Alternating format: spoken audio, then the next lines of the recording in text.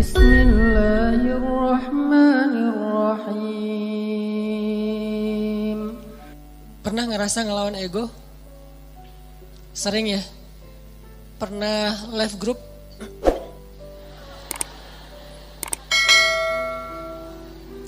Kadang gak live group, cuman grupnya yang nge-live kita. Gimana grupnya nge-live kita? Tadinya grupnya rame, chat, broadcast, segala macem, tiba-tiba sepi. Kenapa sepi? Ternyata mereka bikin grup baru. Dan cuman kita doang ya nggak dimasukin ya. Ini namanya bukan live group, grup live kita. Saya pernah ngerasain kayak gitu. Kenapa ini sepi nih? Ternyata bikin yang baru. Adminnya mantan. Enggak, bercanda. Jadi mungkin kita pernah rame sama orang, pernah clash, pernah sakit hati, pernah baper. Apalagi kadang orangnya itu orang dekat kita, keluarga, pasangan, orang tua, mertua, adik kakak, sahabat, yang pasti rasanya gak nyaman. Kita tuh gak pengen lama-lama diam-diaman, pasti kayak gitu. Cuman kok gak ada kekuatan ya untuk bisa memulai bicara duluan, mungkin nyapa duluan, atau senyum duluan, atau say hi duluan, ngejapri duluan. Kok gak ada kekuatan kayak gitu? Yang terjadi justru kita kayak pasif nungguin dan berharap dia duluan yang nyapa kita. Diam-diam sebetulnya berharap, tapi gak pengen kita yang duluan. Nah ini namanya ego nih. Hati kita secara jujur sebetulnya pengennya udah deh gak usah gini-gini amat, gak usah diam-diaman terus. Udah deh kita mending netral lagi, biasa lagi, cair lagi. Dengan geng kita mungkin geng kecil yang dari SD, SMP, SMA udah barengan. Terus baru pisah, nikah dia duluan, kita tinggal sendiri misalnya. Kan suka kayak gitu tuh, ada baper-bapernya gak pengen lama-lama. Tapi yang terjadi udah lebih seminggu gak ada yang duluan datang untuk menyapa, karena dua-duanya menjaga ego. Berat rasanya untuk ngelawan ego dalam diri sendiri. Ini sering terjadi dalam kehidupan kita. Dan yang lebih fatal lagi dengan orang tua nih. Sampai kalau dengan orang tua atau dengan mertua lebih berat lagi tuh. Kadang dengan pasangan aja bisa kayak gitu. Kita berharap udahlah cair lagi, ngobrol lagi kayak kemarin. Tapi ada rasa berat pengen yang duluan. Nah, gimana cara kita bisa menjaga melawan ego kita sehingga tetap bisa menjaga silaturahim, menyambung silaturahim, berdamai dengan orang-orang yang dekat dengan kita selama ini ketika ada masalah. Ini pembahasan yang luar biasa penting, walaupun mungkin kita udah pernah baca hadis-hadisnya, pernah dengar ceramah-ceramah tentangnya. Setidaknya hari ini kita pengen refresh lagi semangat kita untuk melawan ego. Melawan ego itu dalam kehidupan kita tuh ada banyak macam, teman-teman. Pertama, melawan ego ketika kita harus mengakui kesalahan kita. Ini berat nih. Mengakui bahwa kita salah itu berat. Dan yang membuat kita sulit mengakui kesalahan kita, walaupun secara jujur di dalam hati kita nyadar kalau kita tuh salah, tapi gak pengen ngaku, itu pasti ego. Nah, ada satu kisah yang luar biasa. Kisah ketika Nabi SAW selesai perang Khaybar. Perang Khaybar itu perang paling besar antara kaum muslimin dengan orang Yahudi di Madinah. Ini paling besar. Dan bisa dibilang perang terakhir Nabi SAW. Setelah itu udah kayak gak ada lagi perang-perang yang sulit. Ini perang Khaybar. Perang Khaybar, setelah selesai perang, ada beberapa tawanan perang. Salah satunya adalah calon istri Nabi, orang Yahudi. Siapa namanya? Sofia. Jadi salah satu tawanan perang Khaybar itu adalah Sofia. Suaminya terbunuh dalam perang Khaybar, saudaranya terbunuh dalam perang Khaybar, ayahnya terbunuh dalam perang Khaybar, pamannya terbunuh dalam perang Khaybar, keluarga besarnya banyak yang terbunuh dalam perang Khaybar. Dan cuman mungkin bisa dibilang dia sebatang kara yang selamat dalam perang Khaybar dan jadi tawanan kaum muslimin. Akhirnya Nabi datang ke tenda para tawanan perempuan. Nabi mencari tahu di mana Sofia karena dia anak kepala suku. Ditunjukkan oleh sahabat, masuklah Nabi dengan beberapa orang sahabat ke dalam tenda Sofia, dan Sofia waktu itu komen dalam postingan itu tuh. Kata Sofia, Muhammad adalah orang yang paling aku benci saat itu. Gimana enggak? Ayahnya dibunuh, pamannya dibunuh, saudaranya dibunuh, suaminya dibunuh. Keluarga besarnya banyak yang terbunuh dalam perang Khaybar. Sehingga kata Sofia, Muhammad adalah orang yang paling aku benci waktu itu. Jadi Nabi datang ke Sofia dalam kondisi Sofia itu lagi benci banget sama Nabi. Ngelihat wajah Nabi juga gak mau. Apalagi nge-follow. Ngelihat wajahnya aja gak mau. Kalau Nabi request mau follow, pasti di blok. Jadi benar-benar nih, Sofia lagi marah berat dan lagi baper berat sama Nabi, lagi benci banget sebenci-bencinya, dan lagi sedih sesedih-sedihnya. Gimana nggak sedih, kehilangan satu keluarga aja sedih, ini apalagi satu keluarga besar, termasuk orang yang paling penting dalam hidupnya, ayah dan suaminya. Apa yang dilakukan Nabi? Nabi datang minta maaf kepada Sofia. Apakah Nabi salah? Tidak. Apakah Nabi zalim kepada keluarga Sofia? Tidak sama sekali. Tapi Nabi tidak punya ego di dalam dirinya. Beliau datang meminta maaf kepada Sofia. Masuk ke tenda Sofia. Sofia, maafkan aku atas kematian ayahmu. Maafkan aku atas kematian suamimu. Maafkan aku atas kematian saudaramu, pamanmu, keluarga besarmu. Kemudian Nabi menjelaskan apa yang sebenarnya terjadi. Aku udah ngasih kesempatan buat ayahmu, tapi beliau menolak. Beliau malah menyerang kami, beliau malah zalim kepada beberapa kaum muslimin dan seterusnya. Nabi menjelaskan, meminta maaf, menjelaskan, meminta maaf, menjelaskan, meminta maaf, terus menerus sampai akhirnya luluh hati Sofia, dan tiba-tiba Sofia menjadi jatuh hati kepada Rasulullah SAW.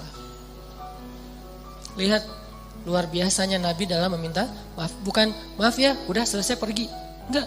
Beliau minta maaf sampai Sofia jatuh hati pada beliau. Itu gimana caranya tuh? Orang yang tadinya benci banget jadi cinta banget. Sehingga kata Sofia, beliau terus meminta maaf dan menjelaskan, meminta maaf dan menjelaskan, meminta maaf dan menjelaskan, sampai akhirnya beliau menjadi orang yang paling aku cintai di muka bumi. Ini luar biasanya akhlak Nabi SAW. Jadi Nabi itu bukan hanya bisa bikin orang yang lagi bete jadi happy, malah orang yang jadi lagi haters banget jadi followers dan fans berat. Bukan fans lagi, loversnya jadi pencinta. Ini artinya ada pelajaran gimana melawan ego. Mengakui bahwa kita salah, walaupun posisi Nabi sebetulnya beliau gak salah. Namanya perang pasti ada adu fisik segala macam. Lagian kalau kita baca kronologis cerita perang Khaybar, maka kita akan lihat bahwa Nabi itu udah toleran banget, udah ngasih kesempatan banget, udah ngasih banyak tawaran-tawaran yang gak harus perang deh, udah kita damai aja. Tapi mereka gak mau, akhirnya gak bisa dihindari, terjadilah perang. Kalau kita baca kronologis panjangnya perang Khaybar. Tapi dalam kondisi Nabi gak bersalah, Nabi gak zolim, Nabi gak pernah mencurangi hak orang lain, Nabi masih datang kepada perempuan ini untuk meminta maaf. Gimana dengan kita yang mungkin kondisi kita nggak seperti Nabi yang suci, yang maksum. Pasti ada salahnya kita. Walaupun kadang-kadang yang pertama salah orang lain. Yang pertama salah itu mungkin teman, salah ngomong, salah sikap. Atau kadang-kadang sikapnya bukan sesuatu yang gimana, cuman diam doang. Kadang dia diam, kita baper. Akhirnya bapernya tuh berlarut-larut sampai keinget lagi yang dulu-dulu, jadilah diakumulasi jadi rame. Emang sih dia dari dulu tuh kayak gitu, dibawa yang dulu-dulu. Padahal katanya dulu udah dimaafin, tapi masih dibawa lagi. Nah ini artinya kalau Nabi aja yang gak bersalah datang meminta maaf duluan, dan meminta maafnya tuh gak sekali, berjam-jam loh.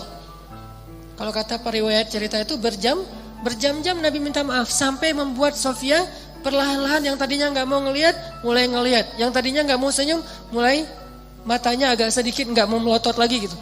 Terus lama-lama Sofia mulai antusias, lama-lama Sofia tersenyum, dan kemudian Sofia Malah luluh hatinya, bahkan jatuh hati kepada Nabi. Bukan karena Nabi keren, kece, bukan. Karena akhlaknya yang luar biasa. Baru Sofia mengakui kepada Nabi, mengatakan, beberapa malam yang lalu saya mimpi. Baru Sofia jujur. Mimpi apa? Saya mimpi, dalam mimpi itu rembulan jatuh ke dalam pangkuan saya. Rembulan purnama banget jatuh ke dalam pangkuan Sofia. Lalu saya ceritakan mimpi ini kepada suami saya dipukul sama suami saya, ditampar sama suaminya. Kenapa? Karena suaminya tahu makna dari mimpi. Kata suaminya, kamu jangan macam-macam. Kamu tertarik dengan laki-laki yang di Madinah, maksudnya Muhammad. Padahal Sofia gak pernah tahu tentang Muhammad. Tapi Allah ilhamkan lewat mimpi bahwa kelak Sofia itu akan menjadi salah satu yang mendampingi hidup Nabi Muhammad SAW. Baru Sofia ngomong, kalau saya mimpi rembulan jatuh ke dalam pangkuan saya, tapi saya masih gak percaya, mana mungkin pembunuh suami saya yang akan jadi suami saya. Pembunuh ayah saya bakalan mendampingi hidup saya. Tapi ketika melihat akhlak Nabi, semuanya berubah. Dialah yang paling layak untuk saya. Ini melawan ego dengan cara meminta maaf. Dan itu gak gampang. Tapi walaupun itu gak gampang, justru karena dia sulit, balasan di sisi Allahnya luar biasa. Sehingga ada kaidah dalam fikih, al-jaza min jinsil amal, al-jaza ala qadril masyaqqah. Balasan itu tergantung sulitnya beramal. Balasan itu tergantung sulitnya beramal. Makin sulit dalam beramal, makin besar balasan di sisi Allah Subhanahu wa taala. Jadi kalau kita ngerasa meminta maaf, mengakui kesalahan itu adalah hal yang berat, yang sulit, berarti itu ibadah yang luar biasa pahalanya. Lebih gampang mana coba saya tanya? Meminta maaf atas kesalahan kita dengan sholat sunnah qobliyah 2 rakaat. Lebih gampang sholat sunnah. Bahkan terkadang lebih gampang tahajud daripada minta maaf. Kadang-kadang lebih gampang melaksanakan tahajud. Ada orang tahajudnya rajin tapi gak pernah mau ngaku kalau dia salah. Kan berarti lebih sulit meminta maaf ya. Maka dari itu menjadi salah satu indikasi bahwa meminta maaf dalam kondisi tertentu pahalanya lebih besar daripada ibadah tahajud.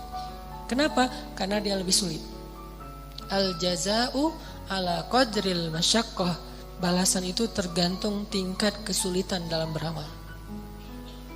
Ada 2 orang yang datang ke masjid. Yang satu jarak rumahnya cuma di sebelah masjid. Yang satu lagi jauh dari masjid. Kemudian kondisinya hujan, sehingga dia hujan-hujanan datang ke masjid dingin, berdiri di shaf pertama di belakang imam, barengan nih. Tapi pahalanya beda. Tergantung apa? Tergantung kesulitan. Yang satu dekat masjid, pahalanya pahala berjamaah.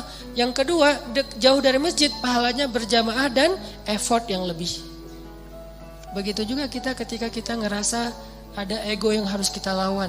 Makin berat ego yang harus kita lawan, makin besar pahala dari ibadah itu. Ini namanya meminta maaf, gak gampang. Bahkan Nabi SAW kadang meminta maaf kepada pasangannya, kepada keluarga besarnya, kepada sahabatnya, kalau beliau pernah menyakiti mereka. Buktinya apa? Sebelum Nabi wafat, dalam kondisi sakit berat, Nabi itu lagi meriang, lagi gigil gitu. Tiba-tiba Nabi berdiri dalam keadaan yang gak gemetar gitu, gak kuat berdiri. Nabi berdiri di depan mimbar. Nabi mengatakan, wahai sahabat-sahabatku, wahai sahabat-sahabatku, kalau aku pernah menyakiti kalian sebelum ini, maka maafkanlah aku. Jika kalian ingin mengambil hak kalian untuk membalas, maka balaslah sekarang. Karena mungkin ini adalah pertemuan kita yang terakhir. Bayangin seorang nabi yang jasanya itu udah lebih daripada ibu ke anak kan. Jasa ibu ke anak masih kalah dengan jasa nabi kepada umatnya. Kalau ibu ke anak jasanya apa? Mengandung, melahirkan, menyusui, membesarkan. Kalau jasa nabi bukan cuma di dunia, tapi juga di akhirat. Nabi itu paling berjasa dalam hidup kita, bahkan lebih daripada orang tua kita. Orang tua kita nanti di akhirat ninggalin kita loh. Begitu bangkit dari kubur, semuanya jalan sendiri-sendiri. Bahkan kalau kita dikuburin satu kuburan dengan pasangan kita, cinta sejati nih, pengen satu kuburan berdua, nanti begitu bangkit tetap aja nggak saling menolong, bahkan saling meninggalkan. Kenal nggak? Kenal. Jadi pas kita bangkit dari kubur, baru dihidupkan kembali, kita ngeliat ke sebelah, ada dia di sebelah. Itu pasangan kita banget tuh. Bahkan bukan mantan, emang dia istri kita atau suami kita. Gak ada dendam gitu, masih ada rasa kasih sayang gitu. Bangkit dari kubur ngelihat pasangan kita, sama sekali kita gak mikirin untuk menolong dia. Pergi aja sendiri. Dia juga gitu, pergi sendiri. Yauma yafirrul mar'u min akhih wa ummihi wa abih wa sahibatihi wa bani likulli imri'in minhum yauma idzin sya'nun yughni. Hari ketika seorang ibu ayah meninggalkan anaknya, ketika istri suami meninggalkan pasangannya, ketika adik kakak meninggalkan saudaranya, ketika sahabat karib meninggalkan sahabatnya, setiap orang sibuk hanya dengan urusannya sendiri-sendiri. Cuman satu orang yang hari itu peduli kepada kita. Bukan ayah kita, bukan ibu kita, bukan istri kita, bukan suami kita, bukan guru kita, bukan sahabat kita, bukan geng SD kita. Bukan teman satu grup sama kita, bukan siapapun. Terus siapa? Rasulullah Sallallahu Alaihi Wasallam. Cuman Nabi yang paling sibuk di hari itu. Nyari-nyari kita, terus minta ke Allah, ya Allah selamatkan dia. Nyari lagi, ya Allah selamatkan dia. Terus saja sepanjang waktu. Jadi Nabi itu orang yang paling berjasa. Jadi walaupun kalaupun beliau pernah menyakiti, ya sudah hak beliau untuk dimaafin. Kecil kesalahan beliau kalau pernah pun menyakiti sahabat dibandingkan dengan jasa yang sangat besar. Dan gak mungkin juga Nabi sengaja menyakiti, pasti gak sengaja. Tapi dalam kondisi kayak gitu Nabi masih minta maaf, bayangin. Seorang Rasul, utusan Allah, kekasih Allah, minta maaf kepada umatnya. Terus siapa? Kita sebagai suami harus merasa ego meminta maaf kepada istri. Apakah kita lebih mulia daripada Rasulullah? Siapa kita sebagai istri merasa ego meminta maaf kepada suami, apakah kita lebih mulia daripada Rasulullah? Meminta maaf kepada orang tua, meminta maaf kepada anak, meminta maaf kepada mertua, teman dan seterusnya, apakah kita lebih mulia daripada Rasulullah yang udah sempurna? Tapi beliau tetap meminta maaf kepada umatnya. Nabi berdiri dalam keadaan susah payah. Padahal Nabi kalau pengen minta maaf bisa aja mention aja lah, gak usah harus ketemu orangnya kan ya. Tinggal add siapa minta maaf ya, udah. Nabi bisa telepon, Nabi bisa japri, Nabi bisa ngutus orang, kasih tahu ke dia saya minta maaf. Atau suruh ngumumin sama kayak Abu Bakar gitu. Abu Bakar berdiri di atas mimbar, wahai kaum muslimin, Rasulullah lagi sakit keras. Beliau berpesan minta maaf kalau ada salah kepada kita semuanya. Bisa kan? Tapi saking seriusnya Nabi minta maaf, beliau dalam keadaan sangat lemah dan itu sakit yang membuat beliau wafat loh. Berarti sakit keras banget nih. Tapi beliau sempat-sempatin untuk berdiri di atas mimbar dalam keadaan gemetar dan mengatakan, maafkanlah aku wahai kaum muslimin, wahai sahabat-sahabatku. Dan kalau kalian sulit menerima permintaan maaf, maka balaslah sesuai dengan hak kalian. Nabi siap dibalas. Dan itu jujur dari Rasulullah. Tiba-tiba seorang sahabat yang kita tahu Ukasyah berdiri mengatakan, ya Rasulullah, saya akan mengambil kisos. Para sahabat semuanya kaget. Ukasyah kok tega banget sama Nabi, nggak ngelihat Nabi lagi sakit keras. Dan itu kekasih mereka semua. Mereka lebih mencintai Nabi daripada orang tuanya, daripada pasangannya. Makanya ada istilah bi abi wa ummi anta ya Rasulullah. Engkau lebih kami cintai dari semuanya ya Rasulullah. Tiba-tiba Ukasyah bilang, ya Rasulullah, saya menuntut kisos. Karena dulu Rasulullah pernah mencambuk punggung saya ketika sedang mengendarai onta, nggak sengaja kena pas ngangkat kayak cambukan gitu untuk ini onta, kena Ukasyah. Nabi langsung meminta dipapah untuk turun dari mimbarnya, wahai Ukasyah, ambillah hakmu. Sama sekali nggak berubah wajah Nabi. Sama sekali Nabi itu nggak merasa, Ukasyah, ya sih, cuman nggak gitu-gitu amat kali, kan saya lagi sakit. Enggak. Ukasyah, kamu nggak ngelihat nih wajah saya pucat kayak gini. Ukasyah tega banget sih sama aku. Enggak sama sekali nih Rasulullah tulus banget minta maaf. Kalau kita kan kayak minta maaf itu basa-basi ya. Minta maaf dengan harapan dia juga ngakuin kalau kesalahan dia lebih banyak gitu. Agak-agak kurang tulus sih, modus banget kalau kita. Kalau Rasulullah itu tulus banget. Begitu Ukasyah minta kisos, Rasulullah turun dan Rasulullah bilang, tolong ambilkan cemeti untuk Ukasyah. Diambilkan oleh sahabat. Terus Ukasyah pegang itu, kata Ukasyah, ya Rasulullah, waktu itu saya nggak pakai baju. Nabi pakai baju tebal karena beliau lagi meriang. Kata Ukasyah, waktu itu saya nggak pakai baju. Nabi langsung membuka baju beliau. Gak pakai baju sama sekali. Kata sahabat, ya Rasulullah, biar saya aja yang ganti engkau. Ya Ukasyah, aku aja yang ganti Rasulullah. Kalau kamu mau tambahin aja 10 kali lipat. Tapi jangan Rasulullah, kami aja yang ganti Rasulullah. Banyak yang jadi relawan pengen gantiin posisi Nabi. Abu Bakar, Umar, semuanya pengen gantiin. Ukasyah diam dan Nabi mengatakan, tidak. Itu adalah kewajiban aku untuk Ukasyah. Itu hak Ukasyah. Minggir. Pada minggir semuanya. Nangis sahabat. Melihat Nabi diperlakukan gitu-gitu amat. Seandainya boleh tuh udah digebukin tuh Ukasyah. Cuman kan gak boleh. Karena itu hak Ukasyah ya. Pada sebel semuanya. Pokoknya habis ini kita unfollow semuanya. Di blog gak ada yang boleh ngomong sama Ukasyah. Pokoknya Ukasyah itu harus dikucilkan. Udah pada sebel semuanya sama Ukasyah. Ada yang di sebelahnya, Ukasyah apaan sih lo? Kayak gitu-gitulah. Ukasyah diem aja. Nabi membuka bajunya.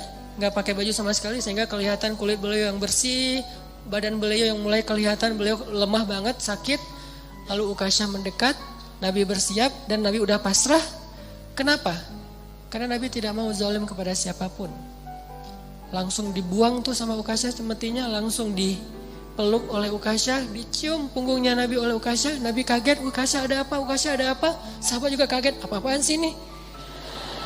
Makin kaget gitu. Jangan-jangan kalau zaman sekarang mah ya.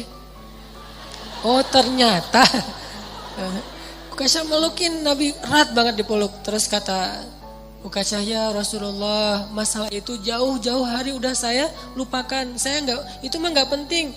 Kalau Nabi mau cambukin aja lagi saya 1000 kali nggak masalah buat saya. Saya hanya pengen kali ini karena Nabi bilang pertemuan terakhir, maka untuk terakhir kalinya saya pengen menyentuh kulit Nabi Muhammad SAW. Tapi nggak usah gitu-gitu amat juga ya kali ya kalau bahasa kita mah. Ini agak-agak unik nih caranya nih. Cuman Allah alam ya kondisi waktu itu, jangan menjudge sejarah. Yang jelas Ukasyah meluk, terus Nabi mengatakan kulit yang bersentuhan dengan kulitku maka Allah haramkan dari api neraka. Yang lain pada heboh, oh yaudah ikutan, heboh gitu. Sambil meluk, sambil selfie, ada yang pengen update status gitu kalau zaman sekarang. Kan nggak lupa ya kemana-mana bawa handphone, sadar kamera banget. Lihat gimana Rasulullah SAW itu serius minta maaf. Padahal salah apa sih Nabi kepada umatnya? Kalaupun ada juga gak sengaja, lagian jasa beliau jauh lebih besar. Tapi masih mau minta maaf. Dan minta maafnya itu bukan nunggu sembuh, bukan nunggu sehat. Dalam keadaan sakit keras juga beliau datangin orang untuk minta maaf. Artinya seandainya Ukasyah gak ada di situ, Nabi datangin tuh rumah Ukasyah minta maaf. Bukan ditelepon, didatangin orangnya. Didatangin orangnya buat apa? Meminta maaf. Apa yang membuat Nabi begitu luar biasa bisa melawan ego beliau? Iman. Obat ego itu adalah iman. Karena beliau yakin semua yang terjadi di dunia ini nanti akan dipertanggungjawabkan nanti di akhirat. Dan di atas pertanggungjawaban itu ada satu hal lagi.